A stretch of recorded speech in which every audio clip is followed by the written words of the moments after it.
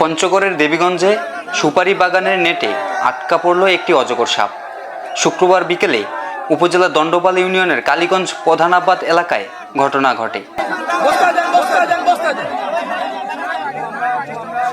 স্থানীয়রা জানান, আতখানাপার গ্রামের শাহজাহানের সুপারি বাগানে লটকন চারার ঘেরা নেটে প্রায় 5.5 ফুট দৈর্ঘ্যের অজগর বাচ্চাটি আটকা পড়ে যায়।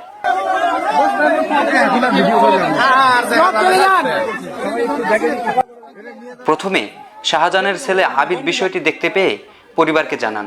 পরে স্থানীয়রা বন বিভাগকে খবর দিলে দ্রুত ঘটনাস্থলে যান দেবীগঞ্জ রেঞ্জ কার্যালয়ের সদর বিট কর্মকর্তা রিয়াজুল হাসনাত। তার নেতৃত্বে অজগরটিকে উদ্ধার করা হয়। উদ্ধারকৃত অজগরের ওজন প্রায় 7 থেকে 8 কেজি বলে জানা গেছে। বন বিভাগ জানিয়েছে, সাপটিকে শীঘ্রই ঠাকুরগাঁওয়ের সিংড়া ফরেস্টে অবমুক্ত করা হবে। প্রকৃতি ও পরিবেশ রক্ষায় বন বিভাগে এই উদ্যোগ স্থানীয়দের মধ্যে স্বস্তি ও সচেতনতা বাড়িয়েছে।